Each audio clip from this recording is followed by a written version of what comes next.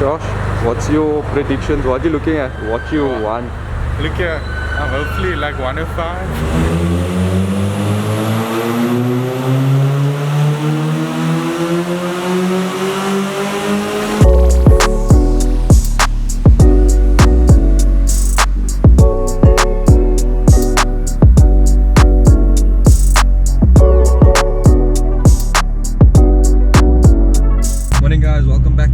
Video. So it's another early morning. It's about 7:42 at the moment. On my way with Joshua. I'm just driving behind Joshua on our way to one of his friends to get his car on the Dyno for a power run. He's taking his car for a power run because he's got a couple of mods that he wants to do, so he just wants to do like a little before and after to see if this what the differences are after he does the mods. He's currently got the Ford ST. It's a 2-liter 16 valve.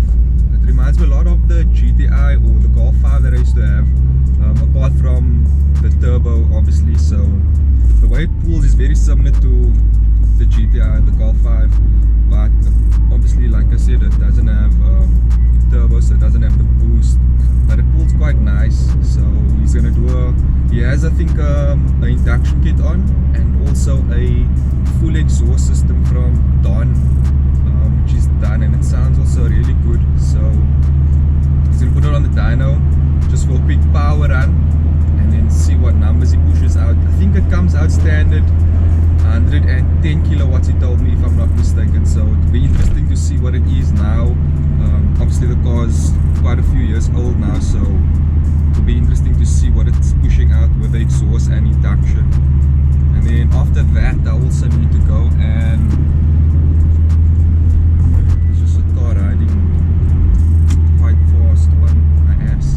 Yeah, after that I also need to go drop off some rings and bearings and thrust washers at the engineers, because he said the bottom end is almost done, so I just need to drop that stuff off. I'm just gonna have him assemble it, so it will be done completely when I get it, so I don't still have to worry about that. So I'm gonna take it to him so he can finish it off and assemble it, and I can just pick it up hopefully next week, because he said he's done with everything. Yesterday I called him, he said he should be done with everything today. He's just busy finishing off the knife cut with the crank, so that would be done today. I'm gonna drop everything off now. I need to pick up some stuff at Alert as well for him, and then we'll see where the video takes us. Josh just filling up quickly, putting in some juice. I don't know if you can see on this angle, but his car is extremely low. He fit in Cobra coilovers a couple of weeks or a couple of months back. He actually fitted himself, and it's sitting really nice.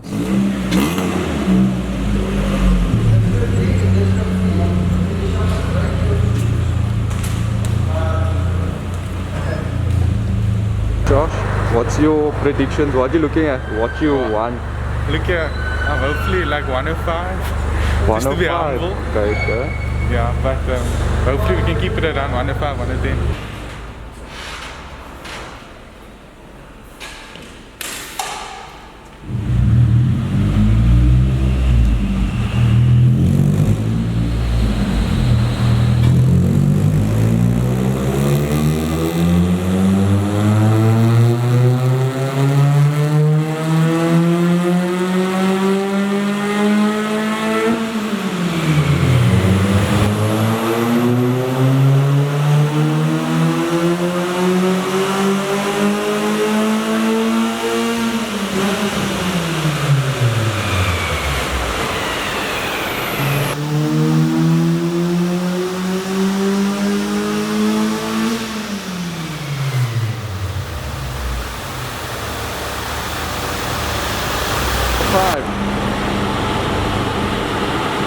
Not bad. It's probably getting another 5 or 10 kilowatt or stuff. So this Dyno is a bit stingy now. So to push out a little bit more, you say on some other Dyno, maybe. So that was the outcome. It's about 105 kilowatts what he got, but like the guy said that was busy on the Dyno, he said the Dyno's a bit stingy, so on other Dynos it might be a little bit more. So he's saying around between 1.5 and 1.10 is what he's pushing out And I was speaking to Josh, and he actually just has a back box from Don. It's not a full exhaust, that and an induction, so it's pretty decent for what it is. Gonna do a couple of modifications, and then we'll be back to see what the difference is after he's done those modifications. So now I'm just gonna get those parts quickly and then drop it off at the engineers and see how far they are with the bottom end. I managed to get most of the parts I was looking for. I'm just struggling to find thrust washers, the horseshoe type thrust washers. I've been to a couple of places, Master Parts, Alert, Koolwagen, and I just can't seem to find it. So I'm just contemplating now if I should go to Kuils River and just drop off what I've got, but they're still gonna need, the engineers are gonna need the thrust washers. So I'm just contemplating now if I should go up or just pick up the motor once it's done and then wait till I can find the thrust washers and then assemble it myself with my dad. Yeah, but if I do decide to go to Kuils River, take the drive up now, I'm gonna put you guys on just like a POV with a GoPro, because you guys have been asking for sound clips of the Mark III since I put the exhaust in last week. It sounds quite nice. I'm getting used to it. I like the sound. It's not too loud and it's not too soft, it's not too quiet. So I'll just put you guys on like a POV with a GoPro and then I'll give you some pulls with that. Okay, so I've decided that I'm going to take the drive. It's about a half an hour drive from where I am. I'm just going to give a couple of pulls so that you hear what it sounds like. Hopefully the audio is good enough. Because you know me and audio, I've had so much issues with audio. But I've got the GoPro on and the audio is not always the best with GoPro. But hopefully you can hear some pulls. So this is in 5th gear. I'm going to drop it again. And then you can hear, so at the lower revs it's very tamed and nothing like loud and rowdy. And if I drop it or go in higher revs, then you can hear it picks up quite nicely.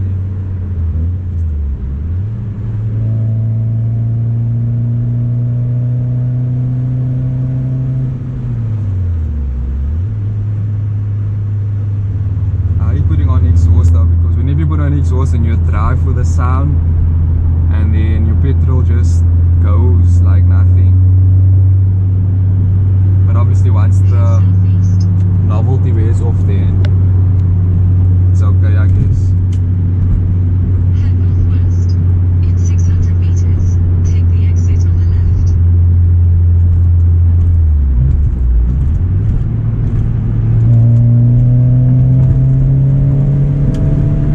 Take the exit on the left.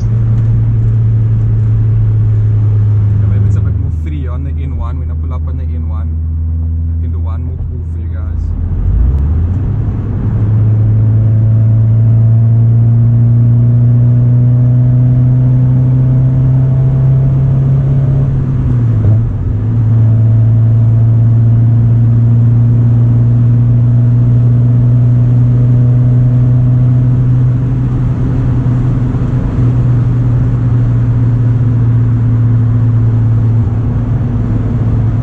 That's enough for today.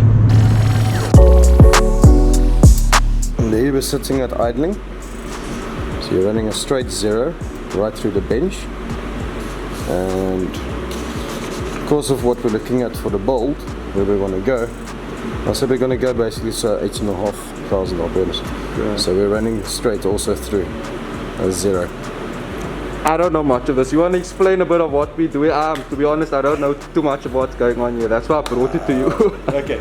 Basically, what we did, Jamie, you said you want to build a motor that can rev, but can do what you want to do. Okay, so I listened to you and I'm doing what I feel can work for us.